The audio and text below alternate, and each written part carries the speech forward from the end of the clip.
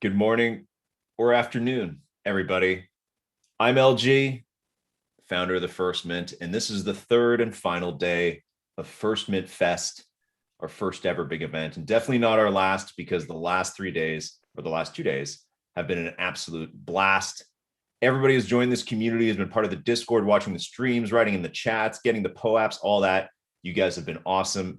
Some of us are still a little bit hungover from the metaverse party last night. It was a late one, but it was very fun.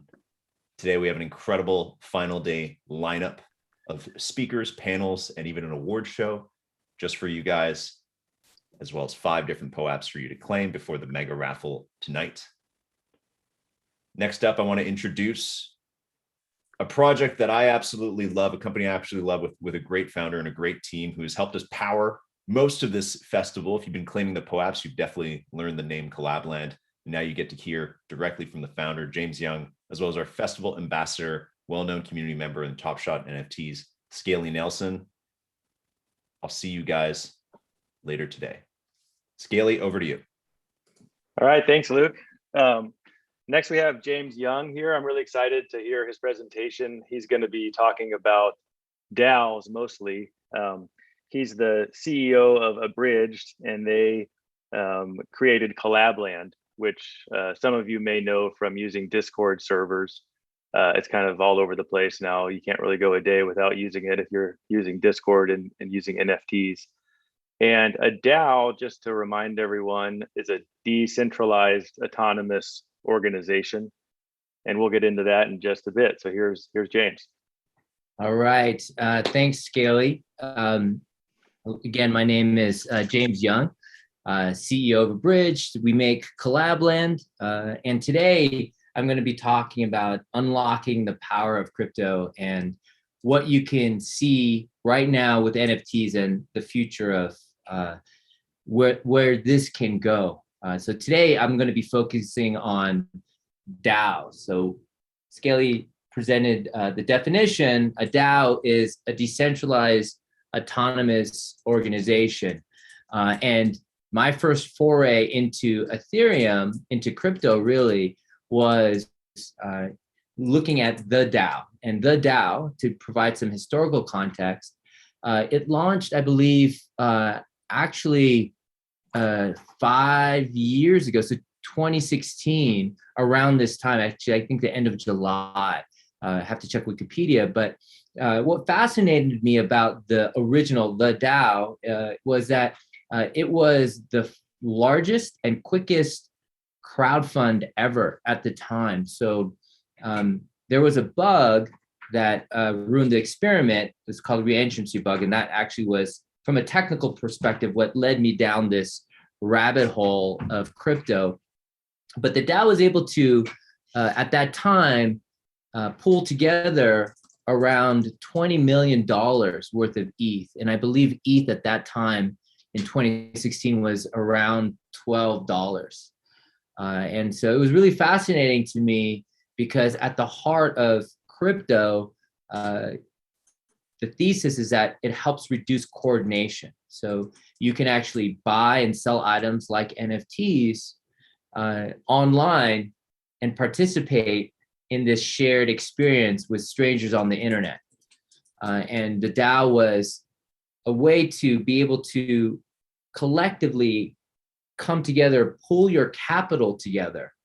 And when that capital is pulled together, everyone that has pulled their capital can vote on how that capital is allocated. And I really see this as the future, or like, you have an NFT, now what? And what else can you unlock with NFTs? So first, you're seeing DAOs actually purchase NFTs. So I'll put into the Collab.Land Discord after this talk some links to Pleaser DAO and to Flamingo DAO. So Pleaser DAO was a DAO that started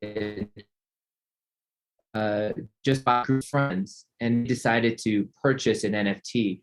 When they started, they thought that the NFT that they wanted to purchase, because it was a large value NFT, I think it was going for about 100 ETH. and so they thought, oh, we'll come together and we may not be able to purchase it, but they were able to successfully not only purchase that NFT, but several others. And then Flamingo DAO also is another DAO, and they're able to buy CryptoPunks and some other of these NFTs. So what you're seeing is a collective of people coming together, pulling their resources together to purchase NFTs. So, now you can imagine, either single individuals being priced out of NFT purchases because people are coordinating together in these DAOs to purchase NFTs. So it's going to be interesting to see what happens with the buying of NFTs and how people coordinate to be able to purchase high value NFTs. You're also seeing DAOs accepting NFTs as membership. So typically on the Ethereum blockchain, you would have individuals send ETH, the native currency of the Ethereum blockchain, to a smart contract. And that smart contract is a DAO. And they would then, as individuals, receive voting shares for that ETH that they put in together. And then that ETH pulled together, they would vote on where to allocate. So in the previous example, buying NFTs. You're seeing the flip side of that now starting to occur with Museo.xyz. So what Museo does is they actually will curate a group of people, and the asset or the collateral that gets submitted into this organization, into this DAO, are other NFTs. So what you see is this curation aspect where members of the DAO that accepts the NFTs has to say, well, okay, do we want to accept this NFT and how valuable is it? And then from there, they're able to start collecting and curating DAOs. What this, I think, will lead to in the future is DAOs governing NFTs. And you're beginning to see the start of this, where you're actually seeing the NFTs become more than just a collectible. You're seeing an NFT use case where people are buying NFTs, and those NFTs that people are buying, the funds for those NFTs don't necessarily have to go to an artist or the minter. That the community of NFT owners could actually share in that pool or that pot. And so you can imagine different NFTs of different rarities being able to correspond to different shares or voting rights. And that's something that we'll see. And this then becomes, akin to like a startup. So if it's not an artist or an individual, but let's say a company wants to fund, and people that want to fund this startup could actually purchase NFTs, and the majority of those funds from the purchase of the NFT could go to the startup so that they can do whatever they need to do with those funds. But then a portion of those funds from the NFTs could actually be governed by the NFT holders. You can consider them like voices in the community that could help set the direction for that startup. And that's what we're seeing at the very kind of beginnings of, everyone here. If you're participating in the POAPs, you're using Collab.Land. And one of the main features of Collab.Land is what we call token gating chat. So we can take, let's say, an NFT, and only those members that, or the holders of NFTs could talk in a special or private channel. And so the Collab.Land bot could also monitor that channel and make sure that only those that are holding the NFT can communicate in that channel. And if they sell their NFT or they move that NFT out of their wallet, then they get booted from the channel. So kind of at the core of actually what we're building out with Collab.Land is like an MVP or a proof of concept of a DAO in its most basic form, where really you're just getting token holders together in a group, in a channel. And our idea with Collab.Land and doing this token gated access via NFTs is really just to reduce the coordination cost. So we want to take the communication to where users are already familiar communicating. So we're on Discord. We're also on Telegram, and we're working on Reddit right now. And we have other different platforms that we have in the pipeline. The biggest one, I guess, most obvious, notable is Twitter. We want to make sure that we get the experience right, though. So, be on the lookout first for Reddit, and then for Twitter. And really, where we see this going is when you combine an NFT gated chat room where only the NFT token holders are in, then you can actually use and leverage social experiences that we're already used to, like liking something or retweeting something. So you can imagine that if you hold an NFT, you get exclusive access to certain channels in Discord, and proposals will come in. And you can submit your proposals to the Collab.Land bot. The bot sends a notification within that private exclusive chat group, and that you can just emoji reply. And that's what we see as this evolution of the DAO. And we want to really bring DAO functionality to mainstream usage. And so you can imagine everyone purchasing an NFT, and maybe some of those proceeds of those NFT go into a DAO. You prove your ownership in that DAO by holding the NFT.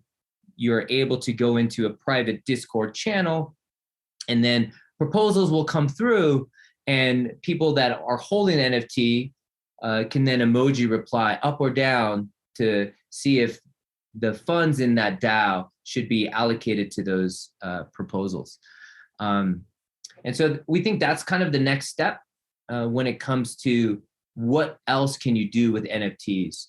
I think we're just beginning to scratch the surface with NFTs, and DAOs are kind of the next unlock, where it's crowdsourcing people's engagement, and they're all tied to this token, this NFT, and that this is where we see the power of it come in, where the value accrues to the token or to the NFT, and those NFTs are being held by those in the community. So the value of the NFT stays within that community. One other future idea that I'm seeing starting to take hold just at the beginning is fractionalizing NFTs. It's kind of like, if you consider an NFT real estate, you can think of fractionalizing that NFT as having a timeshare. So you can turn this NFT, this collectible, into, or break it up and have another set of tokens represent this one NFT. Why would you want to do that? Well, you could have a one-of-one NFT. You can fractionalize it into 100 pieces, and those 100 pieces people could own, so that you can use those fractionalized NFTs to then token gate and then do things like vote in a DAO. So the fractionalization of the NFT could actually represent like a voting right for members that have this collective shared incentive based off of this ownership of the NFT. So we're seeing that take place. We're also seeing the beginnings of other types of utility and use cases when it comes to NFTs, where people are renting out their NFTs so that others can put it on their PFPs for a certain amount of days, or be able to get into a token gated chat for a short amount of time. So it's kind of a try before you buy as part of the community, to really see if you're wanting to buy in, well, whether or not you want to buy in. So I think with NFTs and with the evolution, we're just kind of at the very beginning. We're kind of at the cusp. We're Collab.Land. We do token gated chat. We are on the Ethereum blockchain. We are soon to be on Flow, so keep an eye out on that. We are also on the Near blockchain, and going to launch this month on Algorand. We do token gated chat, so you can have your NFT or your fungible token. We also deal with non-NFTs, but NFTs definitely a huge part of the market that we token gate chat. And we're coming out with some other features to allow community admins to better manage their tokenized communities. And we're going to come out with consumer products for the users, especially for users that hold NFTs or other tokens on separate blockchains.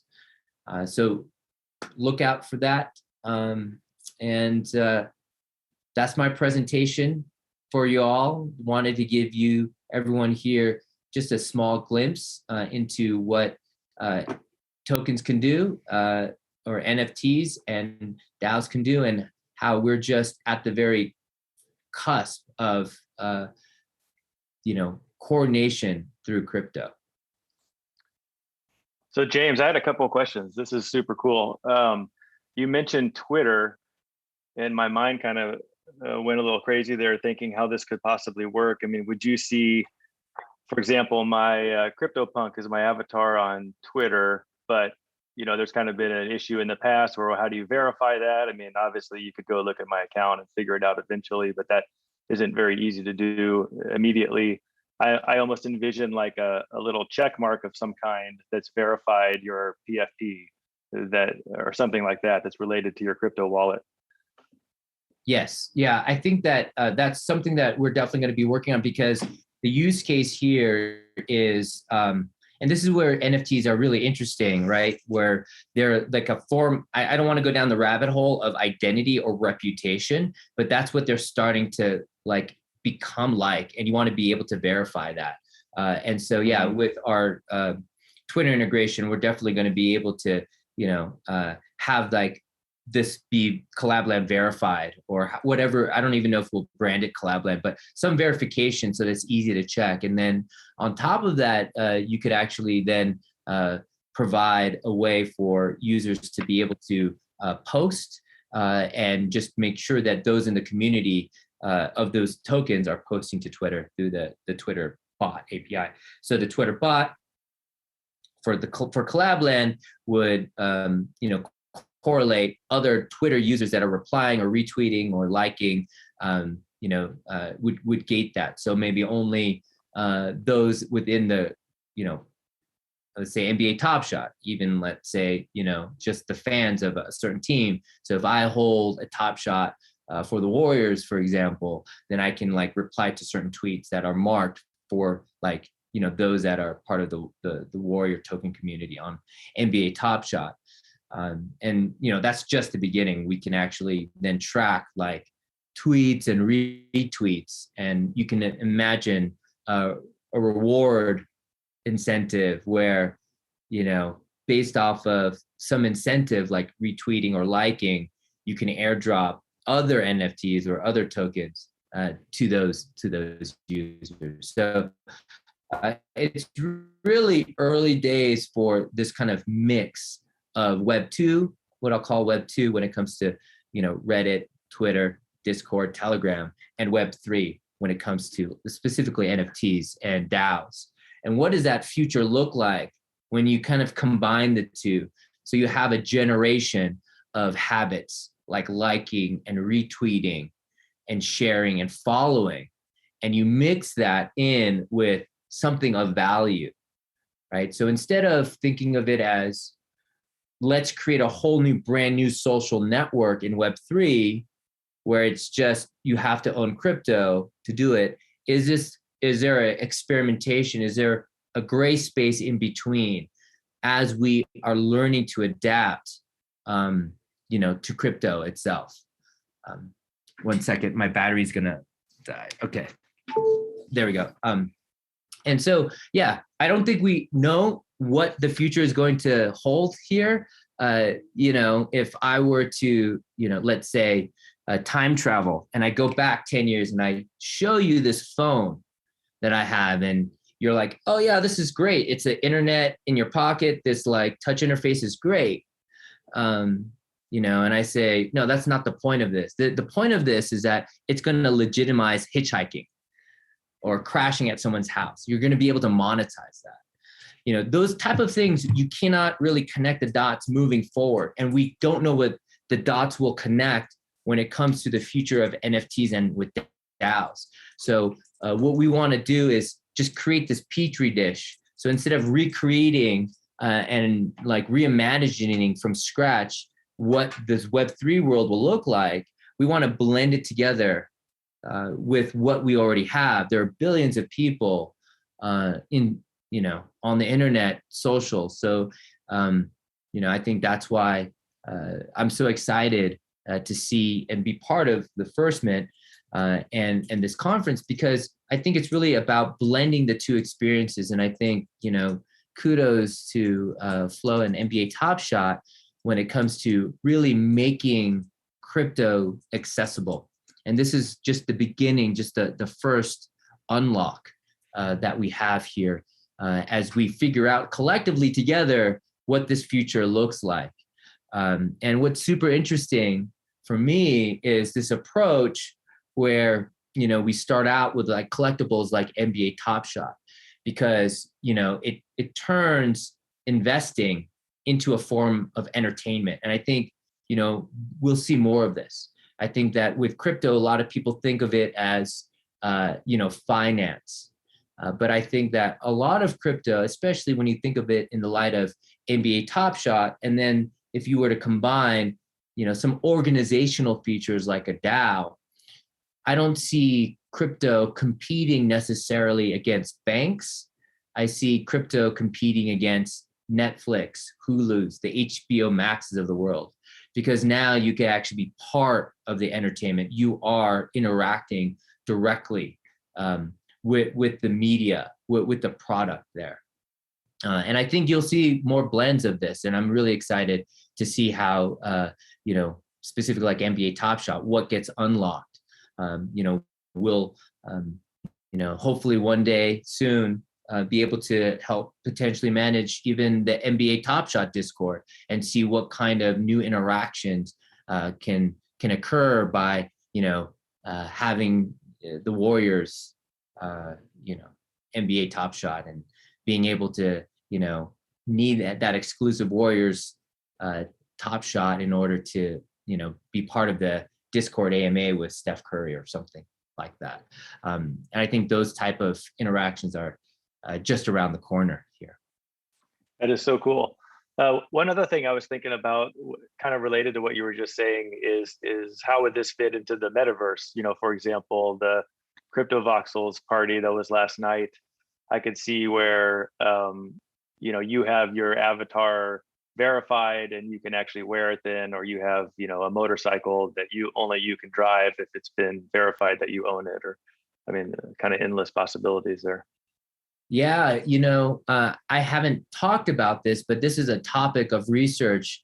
It's a whole nother unlock, is not only can you prove and only use things in the metaverse if you NFT, but what if your NFT can own other NFTs? And when you have that, you can imagine, let's say, an NFT container being like a garden, and then having other NFTs that are owned by that NFT. So like a seed, or a fountain, or a watering hole. And you put those NFTs together, and those NFTs can unlock and mutate. So, real quick, I was the lead dev of a game called Farmville. This was over like a decade ago. And Farmville was a social game where you grew crops. And I can imagine an NFT container being your garden, and having these child NFTs being able to be attached to that garden. And those NFTs could mint other NFTs and owned by that garden. And then you can sell your garden, or you can sell your crops, and all these type of game mechanics come into play. And I see this kind of collision course with the metaverse, and these virtual objects that are tied to NFTs, or are NFTs that are exclusive to you, but also can own other NFTs.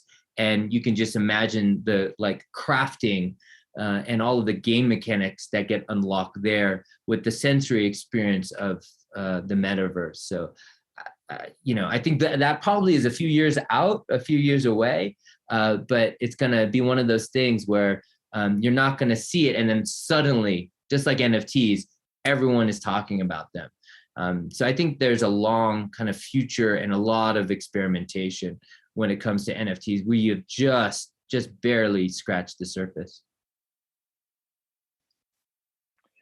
Yeah, that stuff is really cool. Well, I'd love to talk to you all day about this. I guess we got to wrap up pretty soon, but one last question for you, James. I guess right now, the idea of a DAO is sort of abstract, sort of vague. What do you think is the most kind of practical use for one, coming up right now? I see the really simple use cases of a DAO, right? Where they're just really short organizations. So you can think of them as like events. Maybe in the future, the First Mint Festival will be a DAO where people buy tickets, they come together. Part of the proceeds of the tickets then are used, to vote on the best presentation or something like that. And it's those that have bought tickets would get an NFT, and those NFT might be a vote for that. So I can imagine in the short term, people voting for like, oh, this is the best presentation, kind of crowdsourcing any type of information. So whenever you need a crowdsource info, I think a DAO is appropriate. And the first, experimentations that are low risk are ephemeral events that have a beginning and an end date. So you can cap the experiment. And I think that's probably where you'll first see it, where people come together like an online event, pull some resources together. Some aspect of those resources can be voted on by the crowd, those that are part of the DAO, to reallocate the capital back over to someone. So the best speaker, or, if it's a hackathon, maybe the hackathon winner voted based off of the crowd could actually, win the hackathon prize. Things like that, I think, will be this initial, step. I don't think you'll see like a Google, Facebook, Microsoft based DAO. I know that there is a DAO right now that's trying to buy an NBA team. So that I think is very, very ambitious. I don't know if that's kind of in the short-term horizon, but I do think that you'll see a lot of experiments with events. Oh, wow. I hadn't heard that. That's pretty crazy. Yeah. I had never thought of it as a sort of, as you said, an ephemeral event, like something that has a very finite existence and then it just goes away. That's pretty cool. Yeah, I think that's like the lowest risk, kind of like the easy first step, because then people know that it starts and it ends. Well, awesome. I think we're running out of time, but that went by fast. Thanks so much. That was really interesting. Yeah, I hope it was useful. Please feel free to hit me up. I'm at James Young on Twitter. Collab.Land is a URL, and we're taking features and requests, and love what we're doing here, and really passionate and excited about it. Thanks for having me, and really appreciate this opportunity to present And this first Mint Fest has been fabulous so far. So thanks to everyone, Luke, Gailey, appreciate it. Thanks, James.